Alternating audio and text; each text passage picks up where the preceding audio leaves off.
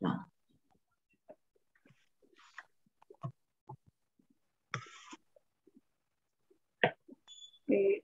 Bueno, buen día con todos. En esta oportunidad, en el curso de Química General, vamos a hablar sobre la separación de mezclas heterogéneas en método simple.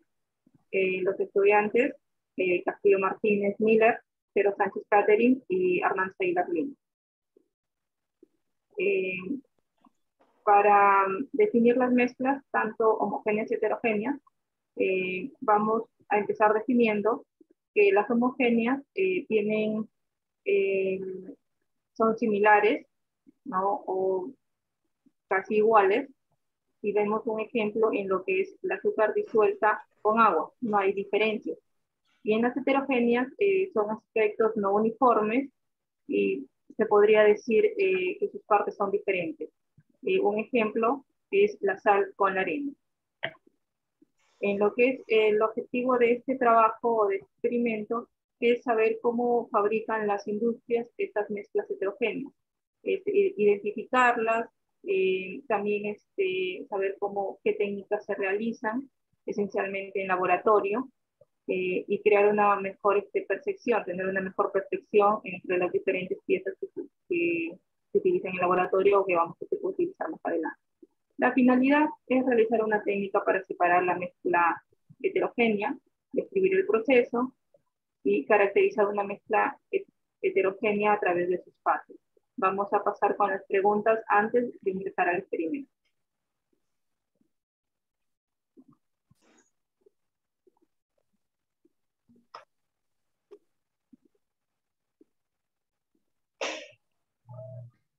Bueno, a continuación resolveremos algunas interrogantes para tener el panorama más claro, ¿no? Nuestra primera pregunta nos dicen, ¿cuál es la característica de la mezcla que puede tener sus componentes separados por el método de filtración simple? La respuesta vendría a ser la opción C, que es heterogéneas y formadas por una fase sólida y una líquida, o una fase sólida y una gaseosa. Correcto, esa es la respuesta correcta. En la siguiente pregunta nos dice, de las siguientes mezclas, la primera, carbón vegetal más vinagre, vapor de agua más oxígeno, agua más arena, agua más gasolina, agua potable más partículas sólidas. Los formados por componentes separables por filtración son solo el carbón vegetal más el vinagre. En este caso sería la opción B. Correcto. En la tercera pregunta nos dicen, marque en la alternativa a continuación un EPI indispensable para el laboratorio de química. La respuesta aquí sería la opción B, que es una bata de laboratorio de manga larga. Correcto. En la pregunta 4 nos dicen, ¿cuál es el papel del papel de filtro en el método de separación por la filtración? Sería retener el sólido, que sería la C. Correcto. Y en la última pregunta nos dicen, desde un punto de vista químico, ¿la materia se puede clasificar en? Sería sustancias puras o mezcladas. Correcto. Nos dicen que la materia se puede clasificar como una sustancia pura o una mezcla. Una sustancia pura siempre se comporta de la misma manera, teniendo características definidas, mientras que una mezcla es la unión de dos o más sustancias puras. Pasaremos a hacer el experimento. Bien, entonces ahora ingresamos a nuestro laboratorio virtual, donde vamos a hacer el respectivo experimento sobre la separación de mezclas heterogéneas, ¿no? Bueno, como punto número 1, compañeras, ¿a dónde tendríamos que ir? Tendríamos que ir al punto número 7, donde están los instrumentos que vamos a utilizar en el laboratorio. Sí, bueno, es importante aclarar que EPI significa equipo de protección individual. Entonces, aquí podemos tener el equipo, la bata, la bata y los guantes. Los guantes, exactamente, que son los que vamos a utilizar para este experimento. Para Procedemos a cerrar. Y como punto número 2, tendríamos que ir ¿a qué punto? A la gaveta. A la gaveta. Vamos a gavetas. Vamos a ver, primer cajón. ¿Y aquí qué instrumentos cogemos? Separamos los dos recipientes Sí, los vasos de precipitados precipitados, 2 y un embudo. y el embudo, que también lo enviamos a la mesa para realizar el experimento. Procedemos a cerrar. A cerrar. Como punto siguiente, Nos vamos al armario.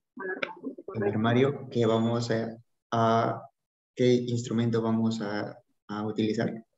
Vamos a sacar el papel filtro. Llevamos el papel filtro a la mesa. La espátula. Espátula, que es de 1 gramo, es claro aclararlo. Y la varilla de vidrio. Perfecto. Vamos a cerrar nuestro armario. Sí. Y como siguiente punto, soluciones, ¿verdad? Correcto. Soluciones. Bueno, aquí vamos a coger la solución.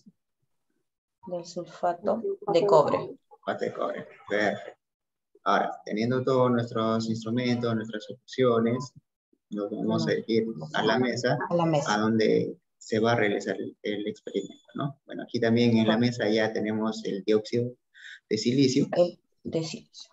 Importante mencionar. Bueno, como ya estamos en el punto del experimento, ¿a qué procedemos? ¿Qué procede? Ponemos el embudo en el soporte universal. Perfecto. Colocamos el embudo en el soporte universal. Punto número 2.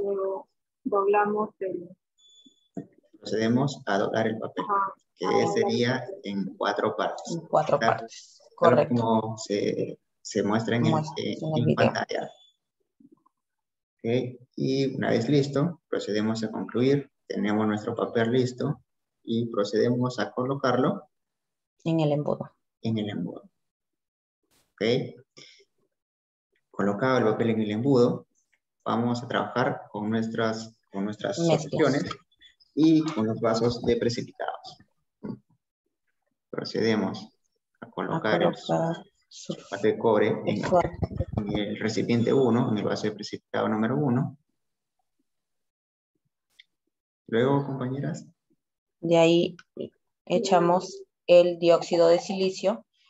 Ponemos 3 gramos. Abrimos el dióxido de silicio y utilizamos nuestra espátula, que como anteriormente mencionamos, es de 1 gramo. Tenemos que utilizar 3 cucharadas. 3.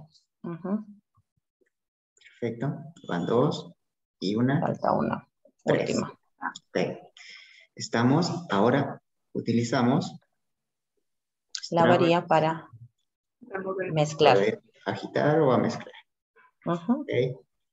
Una vez realizada la mezcla, podemos examinar para ver qué solución tenemos en el vaso precipitado. ¿Qué mezcla? En la parte superficial podemos ver o observar, como se ve en pantalla, la solución del sulfato de cobre. Al fondo tenemos el dióxido de silicio. El precipitado de silicio. Tomamos y ahora, ¿qué hacemos? Colocamos el segundo vaso precipitado debajo del embudo. Debajo del embudo, perfecto. Ponemos la varilla. La varilla de vidrio en el embudo. En el embudo, perfecto. Estamos hasta ahí. Y procedemos a colocarlo o vaciar el líquido, la sustancia. Vemos que se está vaciando y bueno, aquí es el punto más importante. Bueno, todo el proceso es importante, pero aquí es el resultado, ¿no? Podemos ver este color verdoso en el papel de filtración, este color que se ha tornado verdoso, que deducimos que es el dióxido de silicio, ¿no? Claro, es la separación del dióxido, ¿no?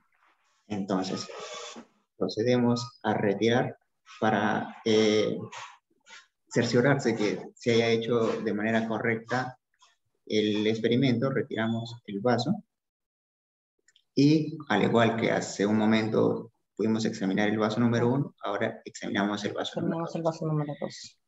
Y vemos El que vaso ahí número solamente 1, nos queda el sulfato de cobre. Como de cobre, anteriormente estaban las dos soluciones, ahora solamente tenemos el sulfato de cobre. sulfato de cobre. Entonces, una vez terminado el experimento, pues debemos dejar en orden todo lo que hemos, limpiar instrumentos, desechar la mezcla que hemos usado y también el papel de filtración. Bueno, procedemos primero a retirar la varilla a la mesa, también el papel a Desechar la el mesa, papel.